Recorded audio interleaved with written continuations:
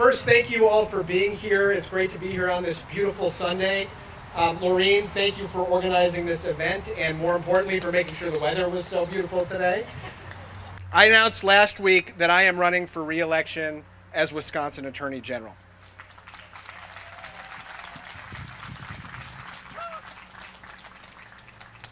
I want to take you back about 3 years. We had a different governor, Scott Walker.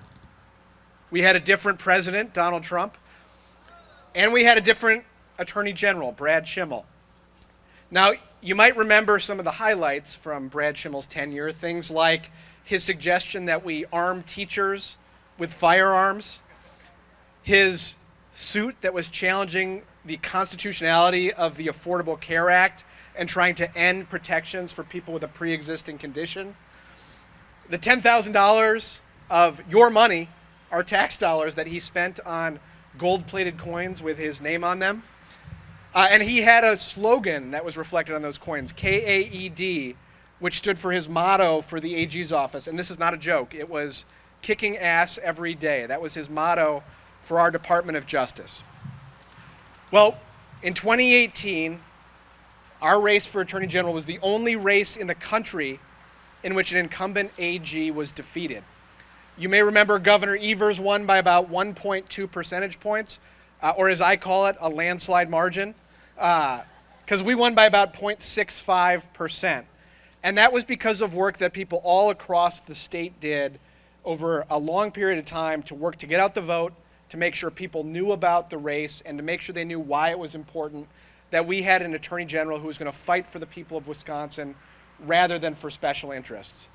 And I am incredibly proud of the work we've done in the last 2.5 years to change the direction of the Wisconsin Department of Justice. We have a new motto now for DOJ. Our mission is to protect the public and ensure that justice is done. And we have done that in so many different ways.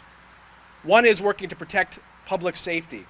I spent part of my career as a federal prosecutor in Baltimore, and my top priority has been going after the most serious cases. We have investigated and prosecuted everything from homicides and sexual assaults to firearms offenses, drug trafficking crimes, and arsons, and worked to make our communities safer. We've also gone after the big pharmaceutical companies that contributed to the opioid epidemic, and we recently announced that Wisconsin is likely going to be in line to recover about $65 million from the Sackler family, the family that controlled Purdue Pharma, resources that are going to go to fighting the opioid epidemic in our communities. And we're not done yet. We are also working to hold pharmaceutical distributors accountable for their role in this epidemic. We've also strengthened Wisconsin's response to sexual assault, reviewing cases where there were DNA matches from the backlog of untested sexual assault kits, and holding offenders, including some serial offenders, accountable and getting justice that was long overdue for survivors. We've worked to make our schools safer as well, working with schools around the state to support programs like social and emotional learning, to support the kinds of programs that get resources to kids who need help so that we have safer schools in Wisconsin. We also have worked to protect Wisconsin's environment and to protect our health. We stood up for common sense regulations to fight the pandemic, and we withdrew the state of Wisconsin from the lawsuit that was seeking to end the Affordable Care Act. And just a few months ago, our U.S. Supreme Court, which was stacked with conservatives, upheld the ACA, and so protections will remain in place for people with a pre-existing condition.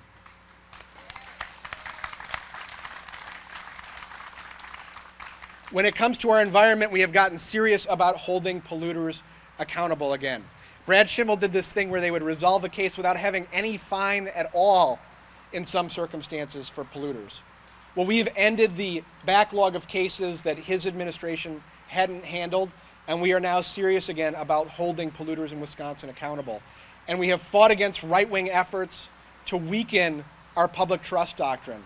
Our state Supreme Court, speaking of conservative groups, our state Supreme Court recently held 4-2 that our DNR not only has the authority, but they have the duty to make sure that high-capacity wells don't drain nearby waterways and that reasonable restrictions are put in place to prevent CAFOs from demolishing nearby lakes and rivers with pollution.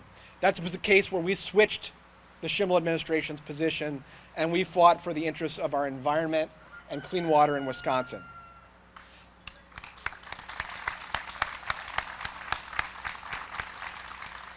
And as some of you know, before I became Attorney General, I spent my time defending voting rights. It's time to wake up, by the way, for any of you who haven't. I've got a 4-year-old and a 7-year-old, so I don't have any trouble being told when it's time to get up in the morning. But one of the issues I worked on was protecting our voting rights. And frankly, I thought I'd be doing a lot less of that as Attorney General than I did when I was a lawyer beforehand. But that hasn't been the reality. As you all know, there were attacks on our elections before the 2020 presidential, but we stood up against and defeated an effort to purge tens of thousands of voters from the voter rolls in Wisconsin. We stood up against the Postmaster General's effort to slow down the mail to prevent absentee ballots from getting in time.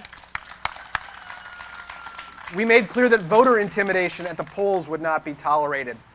And when Donald Trump and his allies tried to steal the 2020 presidential election, we spoke out in defense of our elections, and we defended every case successfully, making clear that the results that were reported were the results that reflected the will of the people. And as a result of that effort here in Wisconsin and other states, the will of the voters prevailed in the 2020 presidential election.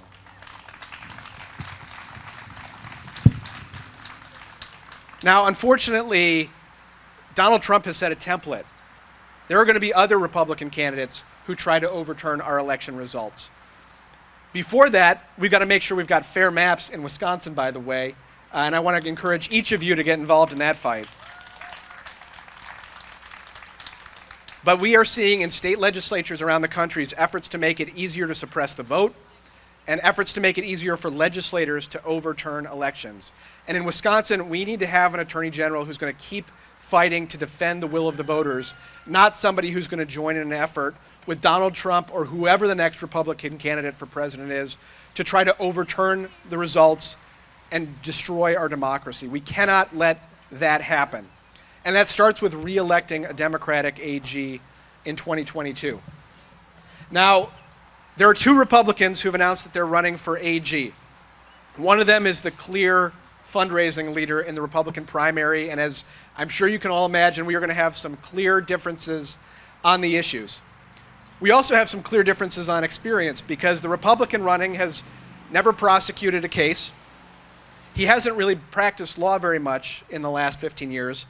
But where he did get involved, he represented Mike Lee and Ted Cruz in a case. Now, I don't think we want Ted Cruz's lawyer as our next attorney general. But we know that Republicans are going to be well-funded.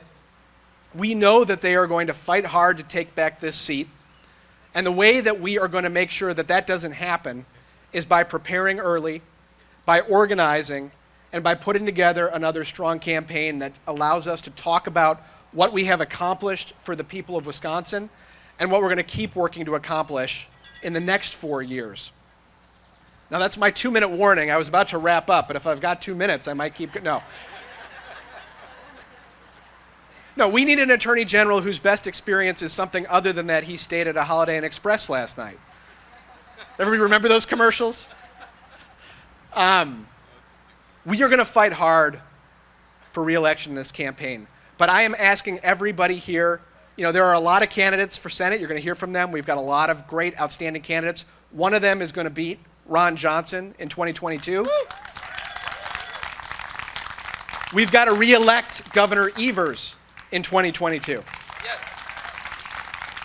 And we are going to need help from people across the state who care about having an AG who's going to stand up for the best interests of the people of Wisconsin and not for special interests. My campaign manager, Sandra Milkey, is right over there. If you want to sign up, she's got sign-up sheets to volunteer. She's got donation envelopes to donate.